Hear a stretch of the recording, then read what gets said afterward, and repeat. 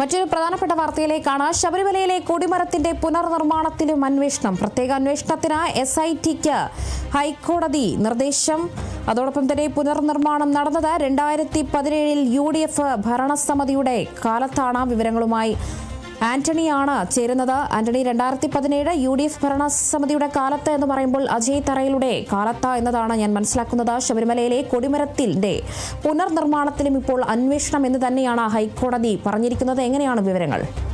തീർച്ചയായും ശബരിമല സ്വർണ്ണ കവർച്ച കേസിൽ ഇപ്പോൾ UDF ഭരണസമിതിയിലേക്കും ഒരു അന്വേഷണം പോകുന്നു എന്നുള്ളതാണ് ഏറ്റവും പ്രധാനപ്പെട്ട കാര്യം. 2017 പ്രയാർ ഗോപാലകൃഷ്ണൻ എന്ന ദേവസ്വം ബോർഡിന്റെ പ്രസിഡന്റാണ്, അതേപോലെ അജയ് തറയിൽ മെമ്പറാണ്. ആ കാലത്താണ് ഈ ശബരിമല ക്ഷേത്രത്തിലെ കൊടിമരം പുനർനിർമ്മിക്കുന്നത്. അതിൽ ചില പ്രശ്നങ്ങളുണ്ട് എന്ന് കണ്ടെത്തിയതിനെ തുടർന്ന്, അല്ലെങ്കിൽ അതിനെ തുടർന്നാണ് കൊടിമരം നിർമ്മിക്കുന്നത്. പക്ഷേ ഇതിൽ ചില പ്രശ്നങ്ങളുണ്ട്, ഇതിൽ ചില കാര്യങ്ങൾ നടന്നിട്ടുണ്ട് എന്നുള്ളൊരു ആരോപണം ഉയർന്നിരുന്നു. ഇതിന്റെ അടിസ്ഥാനത്തിൽ ഈ റിപ്പോർട്ടിൽ SIT പ്രത്യേകിച്ച് ഈ തന്ത്രിയുടെ അറസ്റ്റുമായി ബന്ധപ്പെട്ട് അന്ന് കൊടിമരത്തിന് മുകളിലുണ്ടായിരുന്ന വാജിവാഹനം, ആ വാജിവാഹനം തന്ത്രിയുടെ വീട്ടിൽ നിന്ന് കണ്ടെത്തിയത് നമ്മൾ കണ്ടതാണ്. പിന്നീട് അത് കോടതിയിലേക്ക് എത്തിയിരുന്നു. ഈ വാജിവാഹനം എങ്ങനെ തന്ത്രിയുടെ വീട്ടിലേക്ക് വന്നു എന്നുള്ള ചോദ്യം അന്ന് ഉയർന്നിരുന്നു.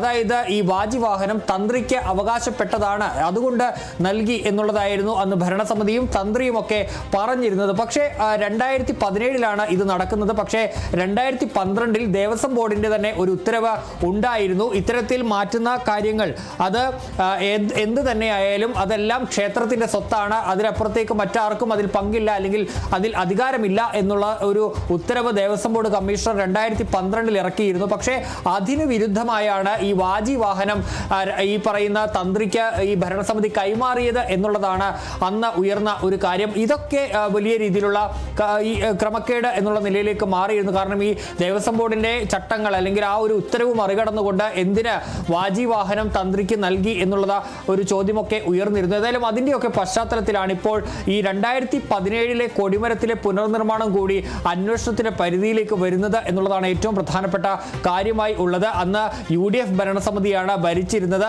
പ്രയാർ ഗോപാലകൃഷ്ണൻ ഇപ്പോൾ അദ്ദേഹം ജീവിച്ചിരിപ്പില്ല. ഇനി അന്ന് ഭരണസമിതിയിൽ ഉണ്ടായിരുന്നത് അജയ് തറയിൽ മാത്രമാണ്.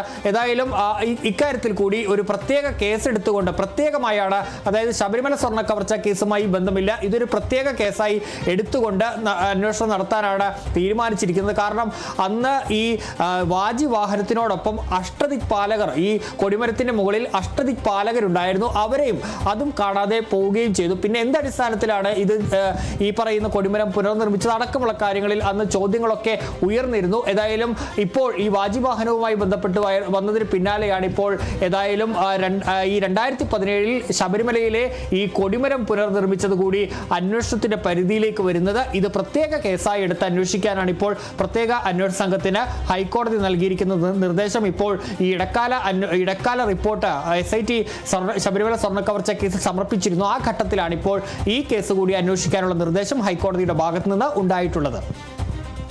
തീർച്ചയായും എന്തായാലും ശബരിമലയിലെ സ്വർണ്ണക്കൊള്ള വിഷയത്തിൽ അടിമുടി പരിശോധനയാണ് ഇപ്പോൾ കോടതി നിർദ്ദേശം നൽകിയിരിക്കുന്നത് എന്നതാണ് വരും മണിക്കൂറുകളിൽ നിന്ന് ഓരോന്നായി മനസ്സിലാക്കുന്നത്. ശബരിമലയിലെ കൊടിമരത്തിൽ പുനഃപ്രതിഷ്ഠ ആ വിഷയത്തിലടക്കം ഇപ്പോൾ എന്തായാലും കോടതി ഇടപെടുന്നു എന്നതാണ് മനസ്സിലാക്കാൻ കഴിയുന്നത്. കഴിഞ്ഞ മാസം വാജിവാഹന വിഷയത്തിൽ, അതായത് UDF ഭരണകാലത്തിലാണ് ഈ വാജിവാഹനത്തിന്റെ ഒരു വിഷയം ഉണ്ടായിരിക്കുന്നത്.